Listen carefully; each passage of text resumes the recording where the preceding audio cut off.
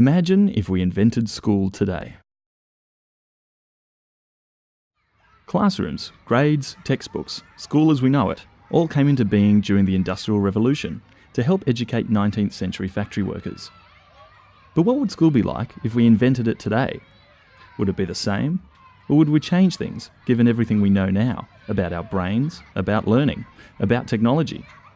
Would we change things knowing the world we live in today and knowing what challenges and opportunities we might face tomorrow? And if we did change things, what would today's school be like? Imagine if we focused on the important things. Global research has identified 4 fundamental skills for the coming century: critical thinking, creativity, communication, and collaboration. We also know that personal values such as initiative, resilience, empathy, and awareness will be crucial. School can play an important part in modelling and encouraging the development of these skills and in shaping these values.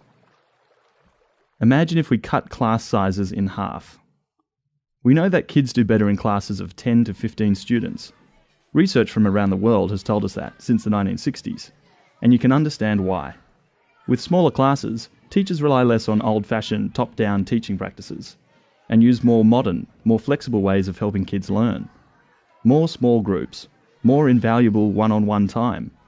With smaller classes, teachers can build better rapport and have a greater appreciation of the needs and interests of each student. Imagine if parents were teachers too. Parents are often recognised as the first teachers, but once school begins, they're effectively shut out of the classroom. What if parents spent a few hours each week in the classroom, not sharpening pencils and tidying up, but actively collaborating and facilitating learning experiences? What if schools helped them gain the skills necessary to do so, skills they could use at home too? This kind of support means an even better educator-to-learner ratio and gives teachers even more flexibility and more time with individual students. Studies have repeatedly shown the positive impact of parents playing this kind of meaningful role in the classroom, academically, socially, and emotionally. Imagine if we tailored school to the student. We've come to expect personalised, customised experiences in every other aspect of life, but the classroom is still a one-size-fits-all production line. We know that students get better outcomes when they have more control over their learning, and when the material reflects their personal interests and abilities. In a class of 30 kids, it's almost impossible to deliver rich personal learning experiences for every student, and as a result, teachers end up teaching to the middle.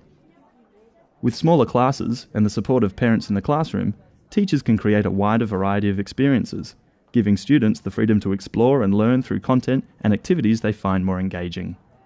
Imagine if we didn't rely on textbooks. What if instead we drew problems from the real world and the imagination of students? Problems they could work on as projects to encourage planning and perseverance? Problems they could work on together to foster teamwork and collaboration? Problems with solutions that have an impact outside the classroom, connecting their learning to the broader community. 21st century skills and values.